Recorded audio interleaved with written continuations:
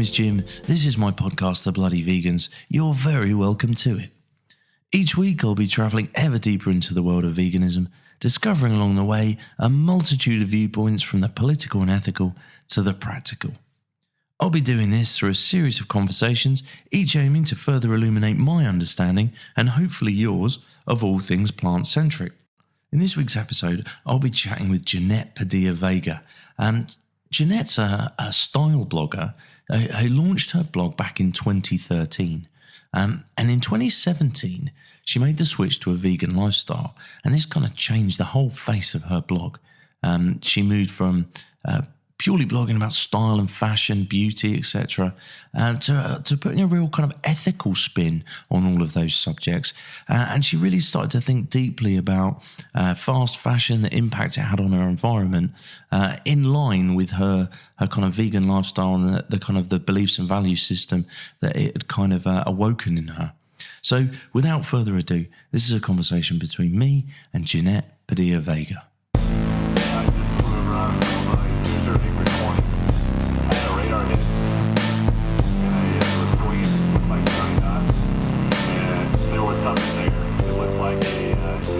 How did you get started into kind of the whole world of veganism, Jeanette? Well, it all started after my daughter was born. She was 3 days old. And I don't remember why, but we sat down to watch the documentary Earthlings.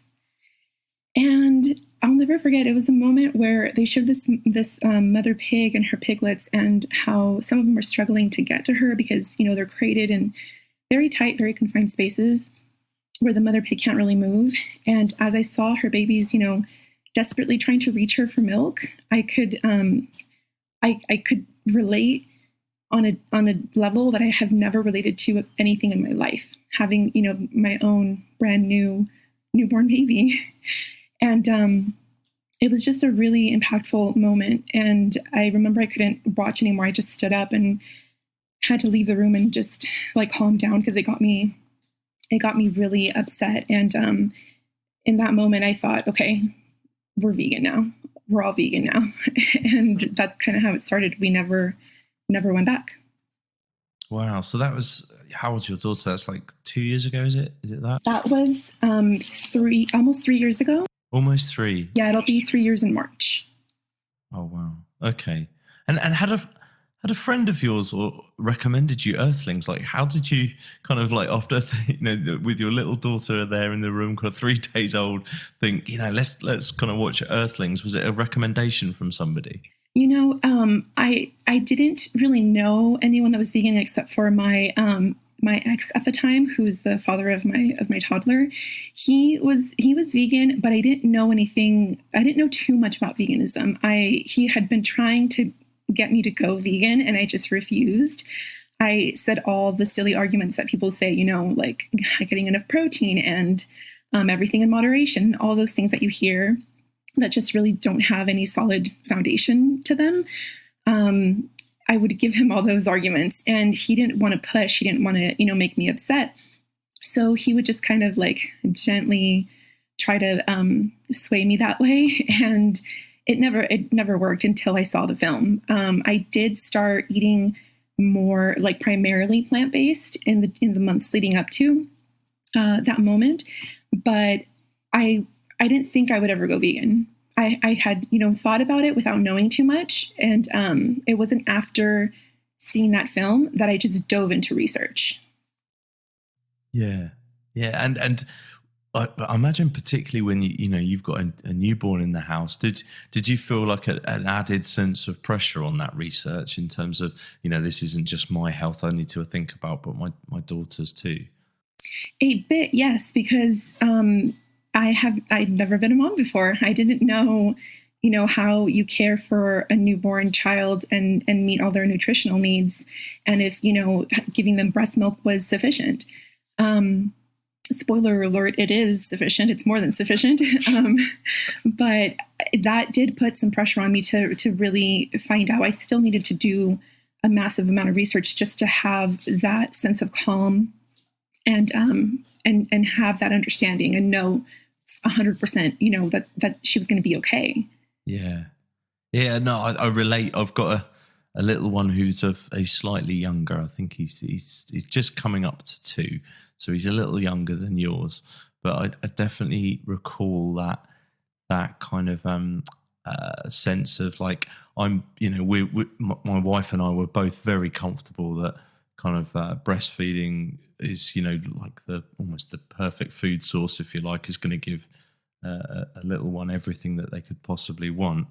But at the same time, I think we almost felt like we needed to probably research more to combat the arguments of friends and family. I don't know if that was an experience you had in that journey.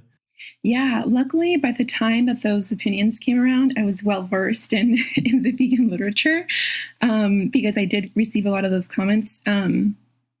But as you stated, breast milk is actually it has the perfect nutritional profile for a newborn. It has the perfect ratio of fat to protein to sugar for them and what they need in that stage of life. And as they grow, the reason why they are weaned off of milk and why, our bodies naturally stop producing milk is because the enzyme in humans that digests milk is declines. It declines significantly as around age 2 to 5. So that's just a natural, human mechanism. So it doesn't really make sense to drink milk after that because we're not at a stage in our life where we need it anymore. And that goes for all mammals, including, humans and animals.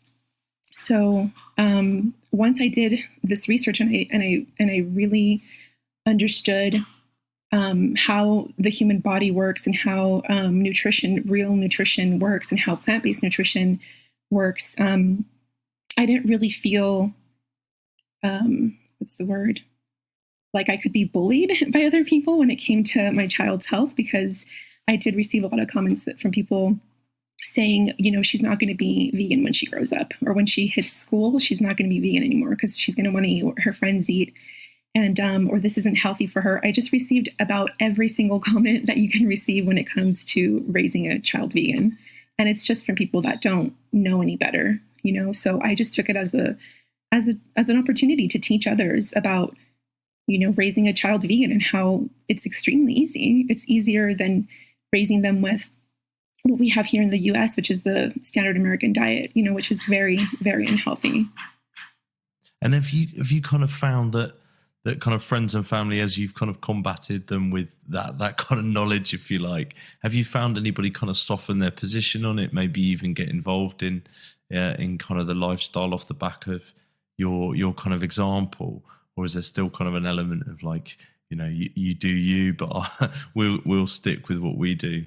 Yeah, it's more of the latter. It's more of a you do you and we'll do what we do. And, I honestly believe that you can't force anyone into doing anything. You can't really change people. You can only present them with information and hope that they, make the best decision, the logical decision, which would be to eat a more plant-based diet. But there's just so many factors working against us as vegans that prevent us from creating change at a more rapid pace.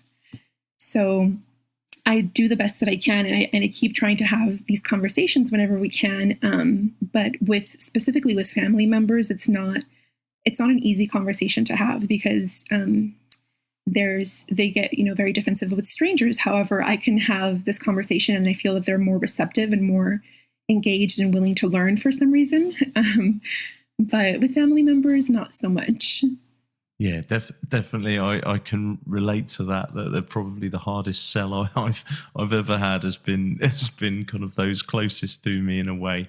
I always kind of wonder whether there's a little bit, particularly with kind of parents and those who've been involved in your upbringing, whether there's a bit of kind of the very fact that you're changing your lifestyle feels like you're questioning the upbringing you had, and therefore people want to kind of, family members want to kind of dig their heels in a little more. I don't know if that sort of relates. Yeah, that's definitely an element that I think a lot of people, face when they're having these situations, is that, the parents can feel hurt and get kind of defensive because they didn't feed us animal products to hurt us. They were doing the best that they could, but now that we know better and we're trying to, help them have better health, they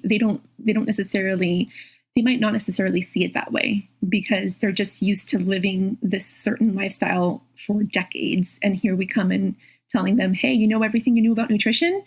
It's completely the opposite. Eat these plants instead. And they're just like, are you kidding me? Why do you think you know better than me? I raised you. So it's just a really challenging conversation. But with my mother, however, she has been one to change. She actually went vegan within a month of me going vegan. And she just fully trusted in everything that I told her. And without really having to do much research of her own, I would pass on everything I was learning because I was really excited by the information that I found. And she knows that I've always been, an avid reader and researcher when it comes to anything medical or nutrition. And they're actually herbalists. So they're in that community a little bit. It's very related when it comes to nutrition. And so I grew up with that. And so she knows that when I talk about these things and I present research to her, she knows that I've read that paper 5, 6, 7, 8 times. So she's just like, okay, well, if that's really how it is, then I'll be vegan too. And yeah, she was able to do it, in just a month. And she's been vegan nearly as long as we have. Well, that's very cool. That's a pretty compelling story that you managed to convince your mum that quickly. Real story of trust, I guess, as well. I love that. Yeah, and she grew up with animals. She's a very empathetic person, and she was telling me stories as we were having this discussion about veganism and the ethics of it, and why we didn't change sooner. Because I did ask her why I wasn't presented with the option to not have animal products growing up, and she said she really wasn't sure, and that she thought that eating the standard American diet was just, normal. And that's what we needed to do. However, she did tell me all these stories that I didn't know before, about her growing up with farm animals. She grew up in Mexico. So she had, they had a massive yard and they had pigs and, a cow and chickens and goats, and they would be her pets up until they were turned into dinner. So she has some traumatic memories from those times of she would come home and feed her baby goat a bottle of milk. And then the next day she'd come home with the bottle ready in hand and the goat would be in the pot made into stew. And she just, couldn't eat meat for a year, but then she would go back to it, of course. So we just started talking about all those sorts of things and how really we're brainwashed into thinking, we need to eat animals, no matter if we're presented with these really traumatic situations, like your pet being turned into dinner. It's still the elements from the outside world, from society, that constantly attack us, telling us you need to eat this. They're so powerful. Yeah, that disconnect bit is so prevalent, and particularly that when you talk about it like that, in terms of your mother's experience of early on in life, time and time again, every time I speak to somebody who has a recollection of childhood or through a family member or a friend, that it's so common that they'll talk about this, the innate kindness that they felt as a child, and that having to almost be sort of removed from us, almost, the disconnect having to be created that sort of says, this animal you can eat, this one you can't.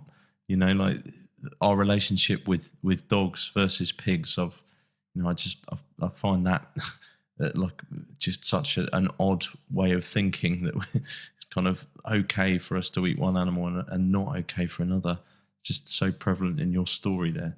Yeah, we just become desensitized. I'm sure that if we all grew up with baby piglets as pets, we wouldn't want to eat them when we grew up. We would think eating pork was horrific, but that's not the case. We can't house these animals and have them as pets in our homes because they're too large. That's the only reason why, we think it's weird to eat a cat or a dog, is because we've domesticated them and they've become part of the family because they can live indoors with us. Yeah. It's kind of really kind of cold when you think about it, and especially when I don't know if you've probably experienced this plenty. I know some of my other conversations, this has kind of come up, particularly with parents, but the amount of kind of, whether it be literature, songs, anything aimed at kids, there's so much of that kind of dissonance is built in so early on. Particularly at the moment, my little one is into everything to do with tractors. And so many videos that we're in, little books we end up reading, videos we end up watching of tractors where there's some cows and they're kind of, they're being loved and they're presented as very cute. And I'm often thinking to myself, what are these cows here for, sort of thing in this scenario? But that's never, obviously, that's not put across as sort of cute music and all the rest of it, Right. Like the song Old MacDonald Had a Farm, that's super popular in children's videos. And I'm just, we were watching the video one day and I thought, what if she asked me about farms? What am I going to say? And so I'm having to think of all these things, to tell her about what animal agriculture is and why animals live on a farm. And I just tell her it's a sanctuary and they go there to live happy, long lives. That's been the extent of it so far. But what experience have you had with explaining that to your children and how, like zoos, for example, and farms? Have you explained that to your No, well, at the moment, like a bit like you, he's only 2. And I don't have another, so I'm going through this for the first time and kind of figuring out as I go what to say. But I think I definitely wouldn't want to hide anything from him. Perhaps the how graphic I'd want to be obviously would be age sensitive. I think, but I definitely think I'd want him to understand sort of this is a thing that goes on in the world and it's not something that we like to do, in our family, sort of thing. But yeah, I don't know. Have you had any thoughts? I'm asking definitely for a piece of personal advice. Have you had any thoughts on how you'll kind of broach that with yours? Well, yeah, since mine's a little bit older, she's extremely aware of everything around her, of conversations and just everything that's happening around her, which is great. But it's made things a little bit more challenging too, because she does ask a lot of questions. And we've had to have the conversation with her where we explain to her, why we can't get the ice cream samples at the local grocery store. And like the little like corn dog samples, they have all sorts of food samples at this really large retail grocery store that we go to. And when we've gone there, she says, can we have that? Can we have that? And I had to tell her no and have a conversation with her about it. But she understood very, very quickly. I said, there was one particular situation where we were going past ice cream samples and she said, can we get an ice cream? And I said, no, honey, because, that has cow's milk in it. And when we take the milk away from the cows to make the cow ice cream, it makes the cow sad. And she said, oh, and she immediately got it. And her face was, it showed that she was upset by the fact that we take milk away from the cows. And she immediately started shouting to everyone in the store, when you take the milk away from the cows, it makes them sad. And she just wouldn't stop. And people started looking at us. But I was like, she's telling the truth. I'm sorry if you're uncomfortable. It is what it is. I love it. And she's a little activist. She is already, yeah. And I was just I was impressed by how well she received that and how, she didn't ask follow-up questions, but she does understand that now, that is, taking milk away from the cows is something that we do as humans, and it does make them very sad, and that's not something we want to do. So that's as far as the conversation has gotten, really. But I know another one is coming. Yeah, I suppose it goes back to that, that sort of inbuilt empathy that we kind of talked about. I think kids just are empathetic. So I suppose there's we have to take that away from them, through the kind of dissonance. So I guess that natural approach is, they probably are completely equipped and have the capacity to understand the kind of truth of the situation and feel the sadness for the cow and put themselves in the position of those animals. Absolutely, yeah, because she's since birth she's just loved animals. She has so many stuffed animals, and she has these little plastic, like hard plastic toys that are also animals, and tons of books with animals in them. So she's just gravitated towards that naturally, and which is great, as someone that is being raised vegan. We want her to have compassion, but it's not something that we really had to teach her. It's something that occurs naturally in her. And I think in all children, and like you said, I think it's something that we take away from them slowly over the course, even of the first 5 years of their lives. By the time they hit time, to go to school, to start kindergarten, they're already eating all the animal foods, and, not really understanding that they're eating animals, because we don't call them by their names. We call, pig meat, we call it bacon, and they know that they love bacon. They don't know that they're eating part of an animal. So I think if we were to teach them, this is bacon, this comes from an animal, this is how it was made, of course they wouldn't want it. It's only much after, they've started, or they've been eating this meat, that they realize that it comes from an animal, but they don't care anymore because it's become normal to them. Yeah, the naming is so kind of telling, isn't it? That you couldn't call it what it is, because, like you say, it would instantly turn most children, and probably a lot of adults, off if they had to talk about it in its real terms as to what they're eating.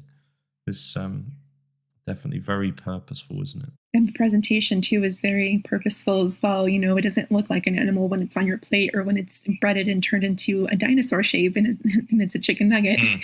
So yeah, all those things really don't help children understand. And I'm just remembering now, there was a video by Jamie Oliver where he actually takes the chicken meat and bones, and he grinds them up, and he makes a paste, breads it, turns it into a nugget shape, and fries it in front of children, small children, like under the age of 5.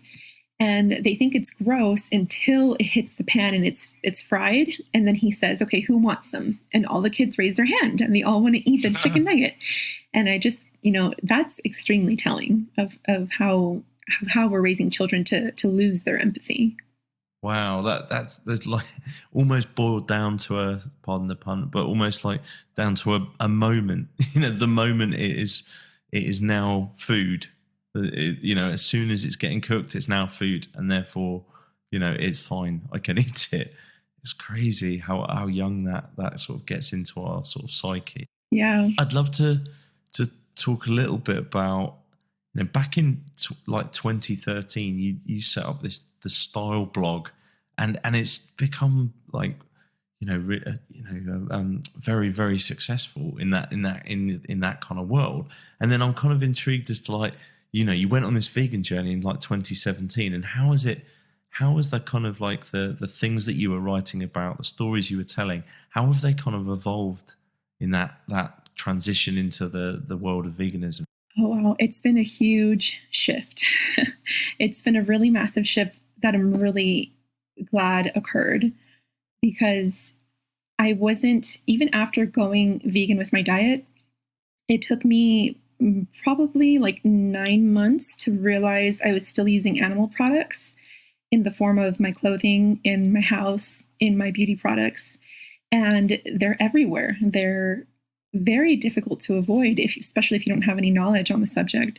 So the type of content now that I produce for the blog has really changed because of the vegan lifestyle. Everything has changed. The way that even the way that I monetize, I don't really monetize my blog anymore, meaning I don't post affiliate links to make money off of it, because now the purpose is more just to share information and to help others live a kinder lifestyle through the clothing and shoes that they choose to buy, through the beauty products that they choose to buy. And it's also made me more aware of not only the animal ingredients in products, but also all the chemicals and all the other really nasty ingredients in the products that we use every single day without, really giving it much thought. We're putting a lot of things on our skin and in our bodies that don't belong there.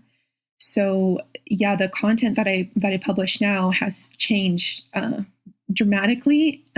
However, I still focus on style, and I like to, blog about just really like cute and trendy pieces for women to wear, because I don't think fashion is ever really going to go away, because it's something that we use to express ourselves, and it can be really transformative for people. So that's initially why I started the blog. So I still want to keep it going. I just kind of changed my morals significantly, and the blog now reflects that.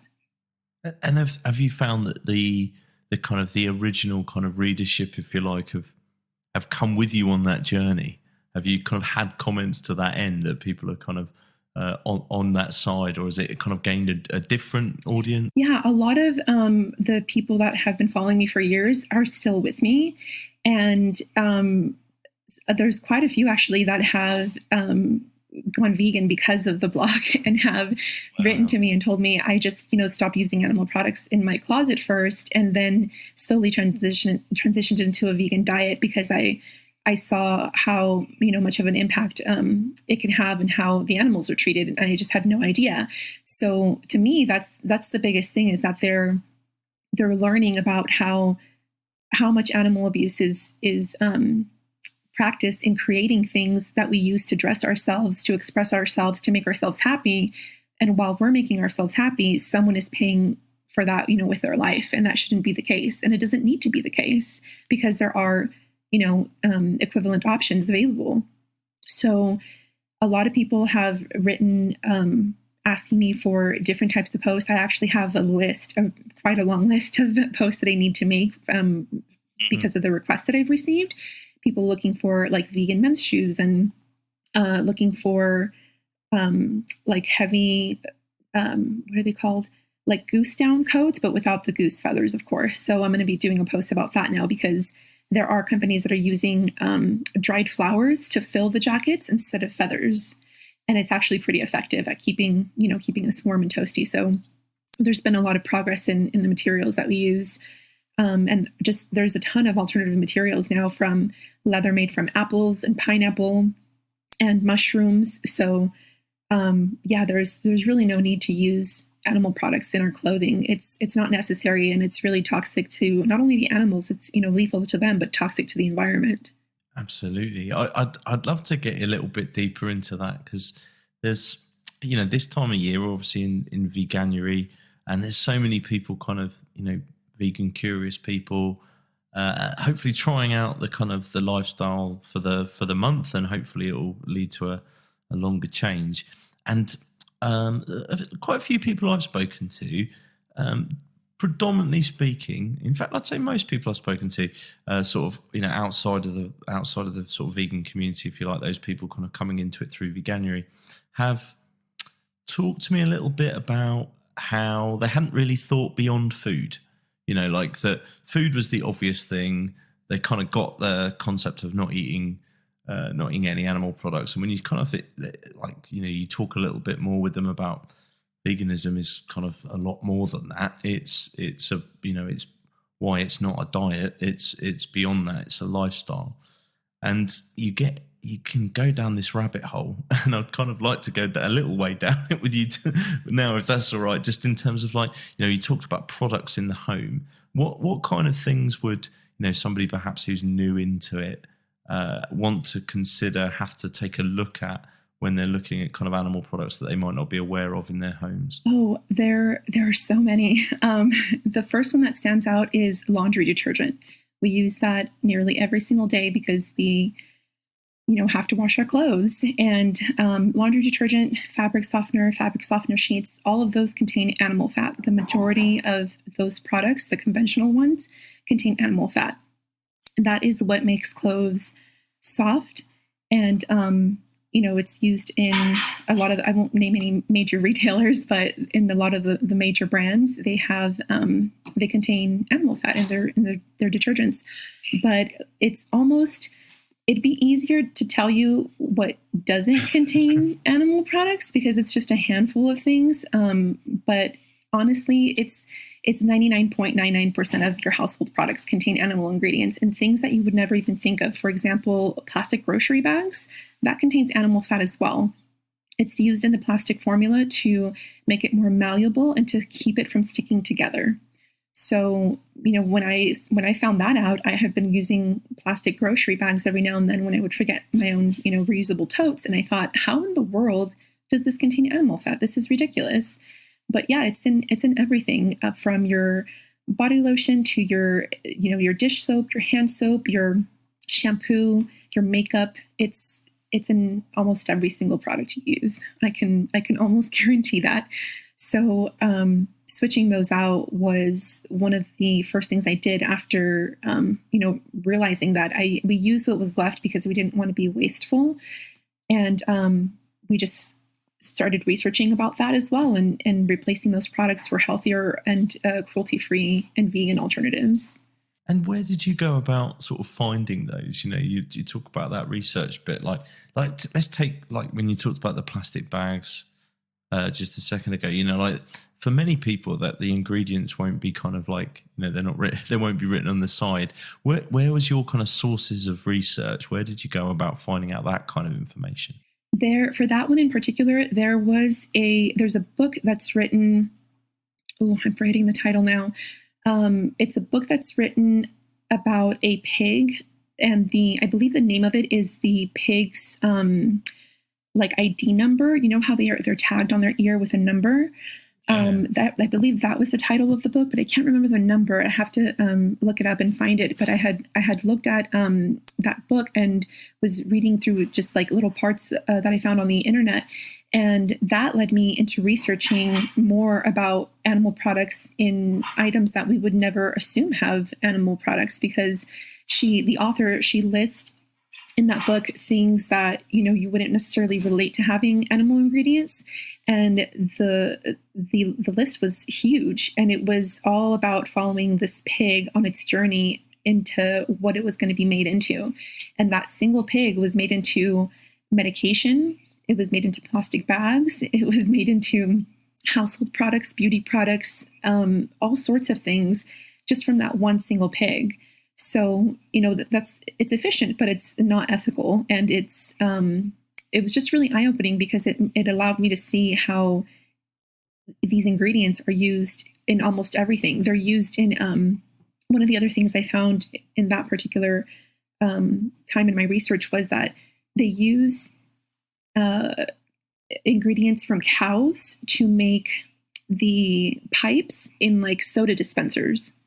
So the reason why that's a problem and why it was outlawed is because in one occasion, the cow that they used had mad cow disease, and it got into the plastic, and they thought that this would contaminate the soda that was going through the pipe, and it would be able to give humans mad cow disease. And it was enough it was enough of a risk to make them outlaw animal brains used for plastic as part of like the meat, for fat to use in plastic. So it just goes really, really deep. But the way I found that is just through Googling online and through reading every type of research paper that I could get my hands on. And that's kind of one of my things that I like to do every day. I'll just spend like an hour just researching things I'm interested in and reading medical papers. And, there's tons of great sites for that. So, that's kind of how I came about it. It was I kind of stumbled onto that, but the research definitely is out there. The information is out there if you're willing to look. Yeah, that's quite shocking. About the cow's brains in the pipes.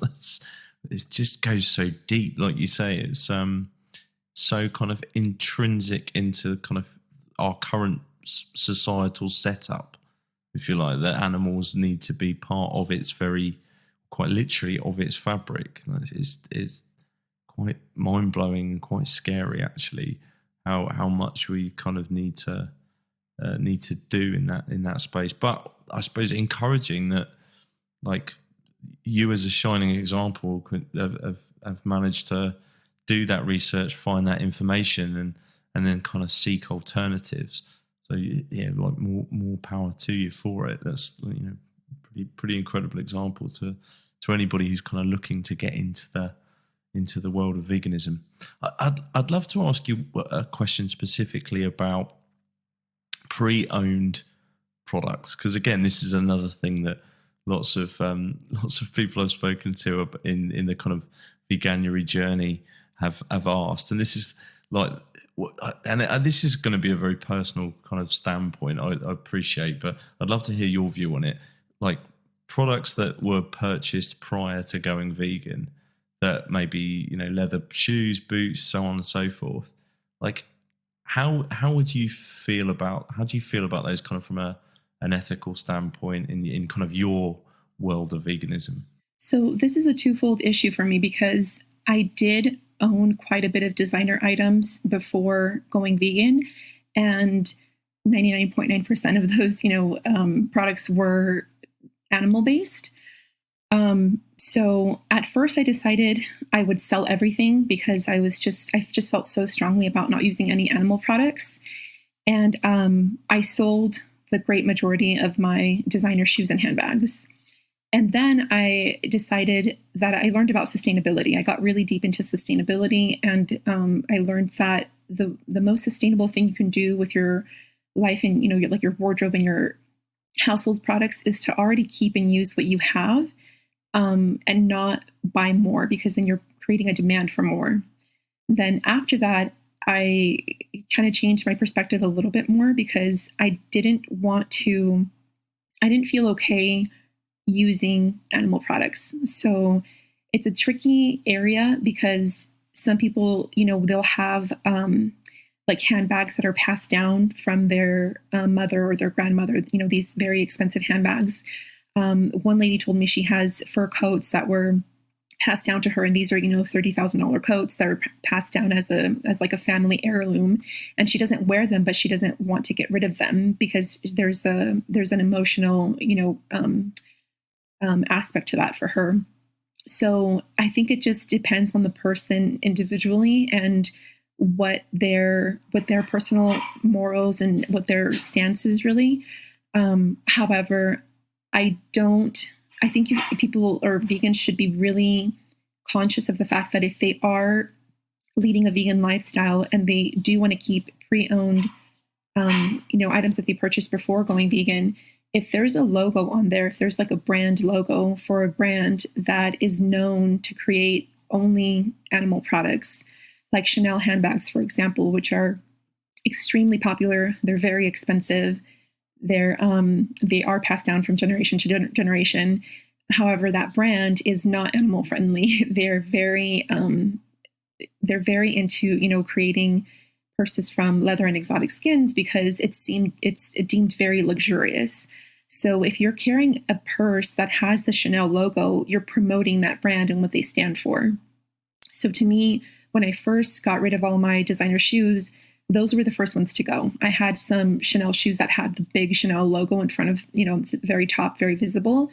And luckily, because they're very popular shoes, those were the first ones to go. And all the very recognizable shoes that I had were the first ones to go because they're still very popular. So I just wanted to make sure that I got rid of anything that could be easily recognized as designer because I didn't want to promote these brands.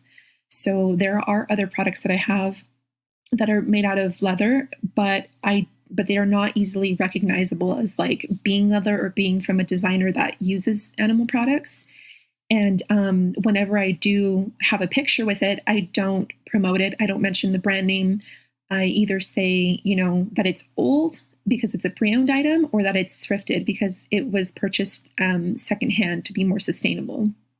Yeah, I think the sustainability bit is a really important kind of aspect that I think for many people, roughly a third who kind of come into veganism, that's their kind of entry point. And so there's definitely like a kind of a crossroads you come to, isn't there, where you're, I want to be absolutely vegan, free from any animal products, but at the same time, you have to think about what the impact of you purchasing something else will be, but buying something else that's needed to be manufactured, whether it's, hopefully it's not vegan, but, it still needs to be manufactured. It still needs to be produced. And, particularly in our kind of like fast fashion world that we live in, that's got to have an impact as well. So yeah, I'm with you on that idea of, there's a bit of personal choice in there, and I think that's a great point you raise about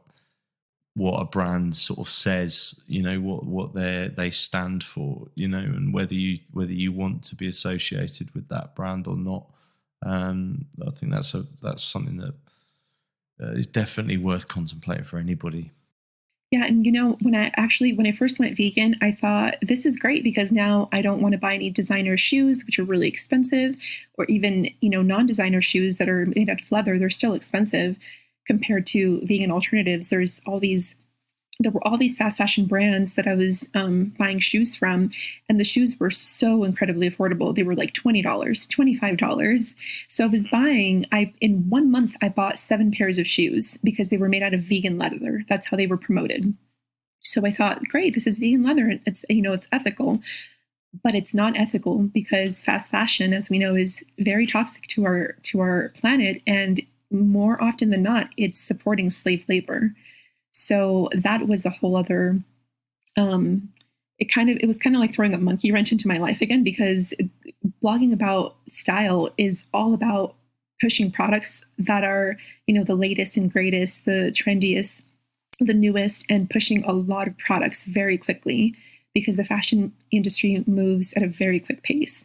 So now my blog is the opposite of that. It's very slow. Most of the products that I link are not affiliate links because they're not popular brands. So they don't have like an affiliate system set up where I can, grab the link and put it on there and make money every time someone buys something. That's just not the case. Whereas with, these really popular conventional brands, they're on there and you can make loads of money selling their products, but you have to get people to buy a lot and you have to get them to buy often. And 90% of the products are animal based. So that's really changed a lot. And in finding out all this information about fast fashion brands, really changed the game for me. So I'm really glad that I know about it, even though it's made my life a little bit more challenging. And it did bring up the questions of, consuming things more ethically, more sustainably. And I did get to a point where I was shopping mostly secondhand and having to buy leather shoes instead of buying brand new vegan leather shoes. And that brought up a lot of questions for me. And I thought I was okay, with wearing the leather items, but I wrestled with it for some time. And I thought, if this is not sitting well with my conscience, then I need to stop buying leather shoes, even if they're secondhand. So going forward from there, I stopped and I just make do with what I have. And, sometimes it's a struggle to find the products that I need that are secondhand and they're vegan. But for me, that's what I need to do to be okay with my own conscience. Yeah. Yeah. I think there's some absolutely wise words in there. Almost the words that ran through my head as you were kind of telling that story there was kind of like almost like every pound or dollar we spend is kind of a vote for what we believe in. That seems to be like if I could sort of boil it down, what seems to be like the kind of essence of your kind of blog, if you like, that wherever you choose to spend your money is a kind of standpoint. And are you kind of comfortable with that standpoint? Yeah, absolutely. I've talked about that before many times with people when it comes to with activism, because I get a lot of messages from people when I go do any type of activism, and they say, "Oh, I wish I could do that, but I'm too afraid," or "I wish I could do that, but there's not that option around me," or "I don't know that I would be a good like activist for the animals." And I tell people, you don't have to be out there holding signs and going to pig vigils and rescuing the animals. Everyone practices a form of activism by how they shop. So every single time that you're purchasing a product, you're voting for the type of world you want to live in. Do you want to live in a sustainable world, or do you want to live in a fast fashion world where you can buy a shirt for $5, but the repercussions of that are we're going to pay that in the very, very near future. We're paying for it now with all the fires that are going on around the world in the Amazon and Australia. Those are the consequences. So if you're supporting fast fashion, you're supporting something that is not sustainable, and you're voting for having a world that is not sustainable. And when it comes to, animal products, if say you love animals, but you're paying for meat products and for animal products, then you're saying that you support a world that, practices cruelty against animals. So all of those dollars that you spend are a form of activism. It's a quiet type of activism, but it's the most effective one because the world runs on money. Yeah, I was going to say, arguably in our current system, it's probably actually the biggest form of activism you've kind of got in a way.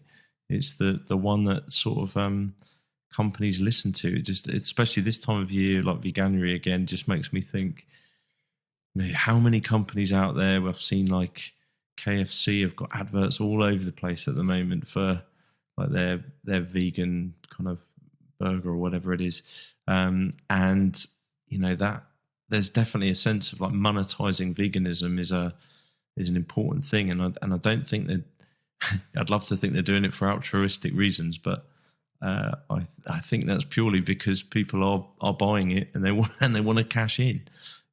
Absolutely. Yeah. You'd like to give them the benefit of the doubt, but we know with these companies, there are certainly companies that are very ethical and started for ethical reasons and for wanting to make, a better impact on the world. But those are just, a handful of companies, really. The majority of them still follow the money. So it's up to us to decide what we want them to make for us. We really hold all the power, because if we stop buying their products, they will stop making them. That's actually what happened with Gucci 2 years ago, when they decided that they announced that they were no longer going to sell fur products, and all the current fur products that they have were going to be auctioned off. And they put out this PR thing saying, we're trying to be more aligned with our the values of our customers and being more ethical. And it was like a nice little, quote, but really it's because their sales dropped. So they couldn't, it wasn't sustainable anymore for them to carry fur because people, just weren't buying it. So they changed, and that's massive for a luxury brand, to take that stance. Gucci was one of the early adopters of that. But it was only because they stopped being able to sell fur. So yeah, it's definitely up to us to decide what we want, and the companies will produce it for us. It's not the other way around. Yeah, I'd agree with that.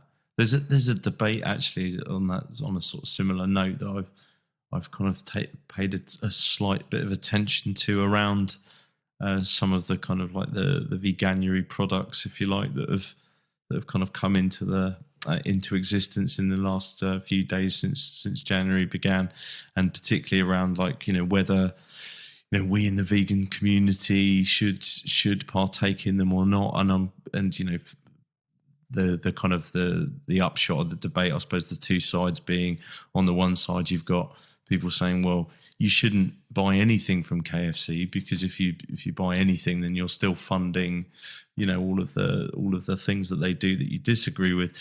But on the other side, there's this argument of like, buy into it, because if you don't buy into it, you won't change what they currently do.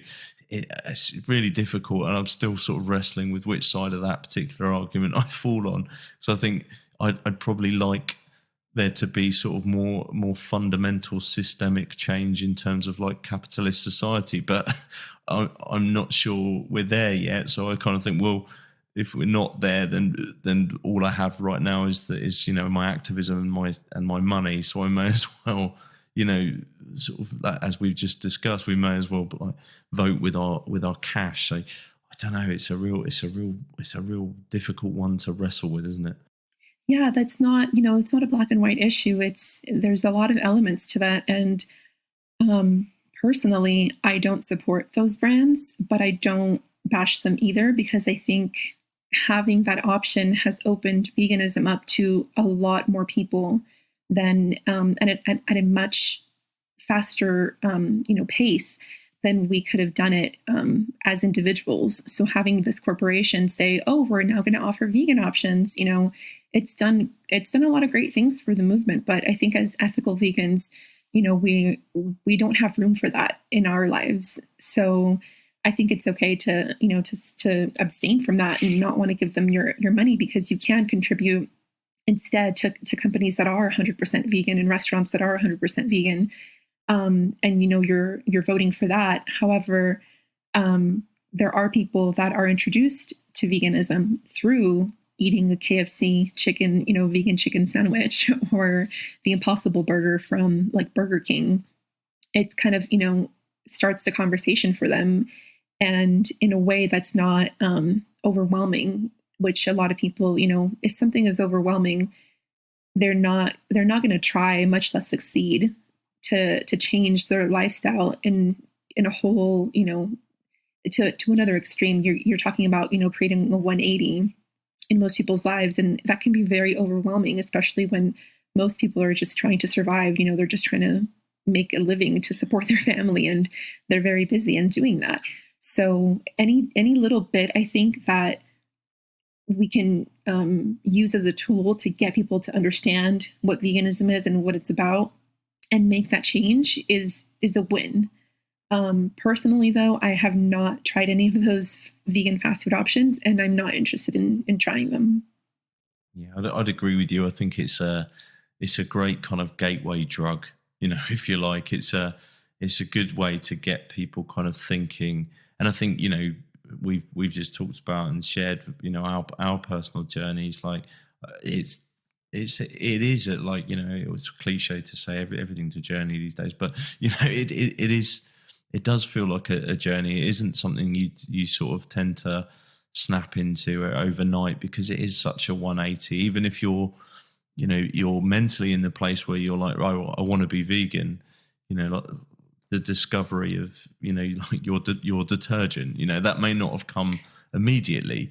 And as an example, these things take time to kind of to emerge in your life. And if a burger helps you get there at the beginning, then that's cool too. I think I don't think, whilst this debate's sort of raging on, I think your position of like, I'm not there in kind of in a negative judgment tone of anyone who partakes in that is probably the most pragmatic way to go, and probably the one I would agree with.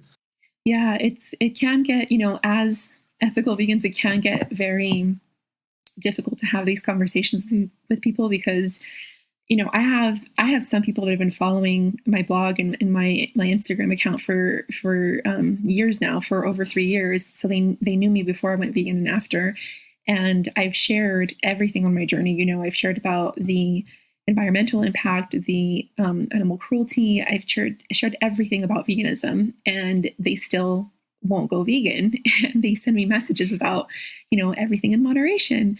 And I think to myself, if you're not going to go vegan, and you see how extreme I am in my vegan views, why are you still here? And why are you sending me messages saying everything in moderation? And it does, that does irk me. And I just think, should I block this person? But I don't, because I'm hopeful that maybe in another year they will, start to change. But that does, it's very confusing. It's very puzzling, how people can be presented with all the information, all the resources, and still not choose to change. I find that really hard to deal with sometimes, and it does get to me from time to time. But overall, I like to think that I am making a difference, because I have seen at least a dozen people go vegan from just watching my life and my journey with it. So that to me is very reassuring, because, a dozen people is, 11 more than I would have hoped for. So to me, it's worth it to keep going.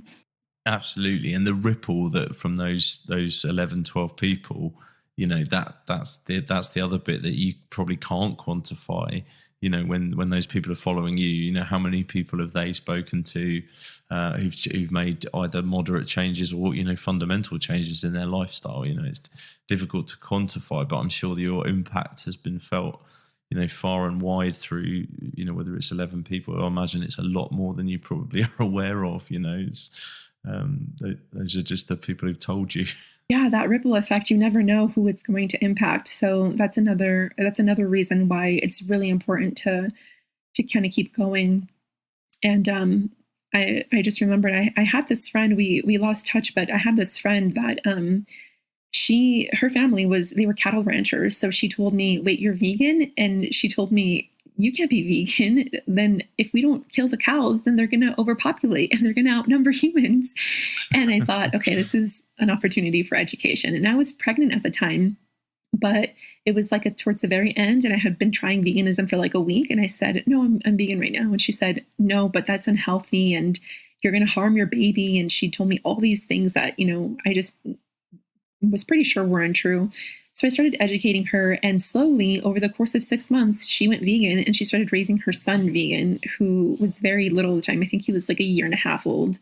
So a mom and her child, went vegan just because of like me and our little conversations on, mommy play dates. So it was that to me was really cool to see that change. That was one of the first, after my mom, that was the first person that I knew turned vegan because of me. And I just thought, this is pretty cool. Like, I'm really making a difference. Because now her son is being raised vegan, and who knows, who else is going to be impacted from her actions and her son's actions. So yeah, that ripple effect is much more powerful than we realize.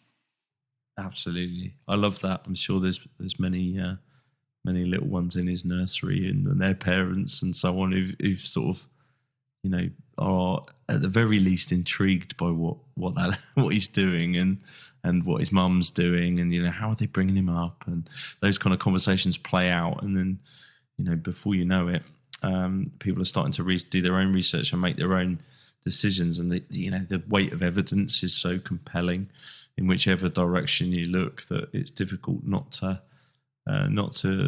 take it on. Although, going back to your previous point, I was having this discussion earlier actually with someone. It's definitely I do find it odd when somebody has a very strong position in so many areas of their life from an ethical standpoint. They've listened to all the information. I've even had people say, I completely agree. That's what we need to do. We need to reduce our meat consumption, but haven't quite made the step to do it themselves. I do find that really intriguing. But like you, I hope that they just, that they're still around. Whether it's reading your blog, listening to the podcast, whatever it may be, they're still around for a reason. And at some point, that's probably gonna make them switch. And not that alone, but that there's a reason that they're sticking around, listening or reading. There's some intrigue, there's some curiosity there that probably will lead to something. Yeah, that's all we can really do is hope, because I know I was tried to be, they tried to make me vegan for quite a while, and I was just so resistant. And it wasn't until, it just hit me all of a sudden. And just like that, from day to night, we decided we're vegan now, including the baby. So I don't know exactly why, it's so difficult to get through to some of these people, but you really, that's the best you can do, is just to keep going. And, if they don't ever become vegan, you have to look at the people that did and the progress that you've made, and not really focus on the rest. I think that point you make there about, thinking about our own kind of journeys into it, for many years, I would have considered myself, environmentally aware at least, and, trying to do my bit and separating out my recycling and shorter showers and all those kind of things that we were told to do.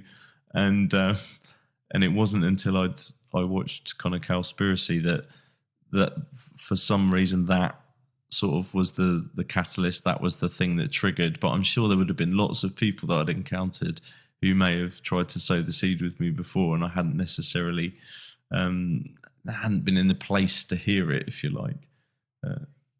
It's just the way of it, right? Yeah, I just remembered now. I have I knew one vegan growing up. She was this like barista that worked at this coffee shop I used to frequent, and she was like, I just thought she was like a really weird person. Like she dressed weird and she looked weird, and I knew she was vegan and I didn't understand what that was. And she was always kind of like mean. And anytime I'd ask her questions, she'd be kind of mean. And I just thought, oh, vegans are not nice people. And I realized now she was probably just really frustrated because this was, 15 years ago that I knew this person. I was around 15, 16 when I used to go to that coffee shop. And she was that, 15 years ago, veganism was nowhere near what it is now. So she was probably just really, really, annoyed all the time by all the non-vegans. So I just got this impression of her that she was just this really mean person and that all vegans must be mean. And that I think probably stuck in my subconscious. And that's probably why I was, pretty hesitant and not wanting to change. So you never really know what's holding you back until you really sit and analyze and think for yourself and kind of reflect inwardly and see, where do your objections come from? Are they really, your own thoughts? Are they thoughts that you've been fed by, society, by your parents? Are they, things that you're holding on from childhood that are preventing you from changing? So there's a lot at play working against us to keep us, from taking that step. So I think we all need to just have a little bit more reflection in our lives and kind of sit with ourselves at least 5 minutes a day and kind of reflect on why we are the way we are and how we can align, our beliefs with our way of life. Yeah, I'd agree. Like staying kind of conscious, if you like, and aware of your actions, I think is key. And do they align with my belief system? And if they do, cool. If they don't, maybe there's something to look at there. I've got one final kind of like big question. I ask this to kind of everybody because I'm intrigued as to everybody's different angles and kind of the areas of convergence, if you like, as well. But how confident are you of our kind of like our collective end goal of reaching a vegan world? How confident do you feel that we'll get there? Reaching a vegan world in general, or do you mean like within our lifetime? Or I think either or, like, collectively, like I'm thinking like a time when there isn't a thing called veganuary, that it isn't a unique thing, that it is the norm in the way that the standard American diet, if you like, is now. How confident do you feel in that being kind of realized, whether it's in our lifetime or beyond, I suppose? I think that's definitely a reality that is coming. Just looking at it from a logical standpoint, what makes the most sense for our health, what makes the most sense for the environment. We want to live long, healthy lives. And currently around the world, and in America alone, actually, 650,000 people die from heart disease. That is a completely preventable disease. And it's mainly caused by saturated fat from animal products. So just to save our own species, we need to eat more plant-based. So I think it's definitely going to catch on at a much, in a very incremental way over the next few years. So I think, we've had very little progress before the last 4 years in veganism. And then you look at the last 3 and 4 years and you start to see this huge spike in veganism and how it's trending. So I think that spike is going to be fivefold, tenfold, 20-fold in the next few years. And I do believe we are going to end up in a vegan world. I don't know if it's going to be within my lifetime. I doubt it. But I think maybe by the time I'm 100 years old, 60, 70 years from now, I think we're going to have a primarily vegan world because it just is the most logical option, the most logical choice to prolong our own lives and the life of our planet. So it's really, I don't know if it'll be for ethical reasons that most people will go vegan, but I think for self-preservation, it's the only logical choice. I'd agree. I couldn't have said it better myself. So thanks so much for your time, Jeanette. Where could we go about kind of finding your blog and looking up some of the amazing kind of work you're doing? So I'm very active on Instagram, and my handle is my whole name and my 2 last names. It's Jeanette Padilla Vega. And my blog is the same name. So you can find me on both of those mediums. And then I link everything I do through there. My skincare line is linked through there. My podcast is linked through there. Everything I do is on the blog as well as on my Instagram. And I'd thoroughly encourage everyone to check all of that out. The blog's awesome. The podcast's great. I love your Instagram account. I think definitely worth looking up. So go and check this out. It'll be in the show notes afterwards as well. Thank you so much. Thanks so much for your time, Jeanette, and have a very happy new year. You too.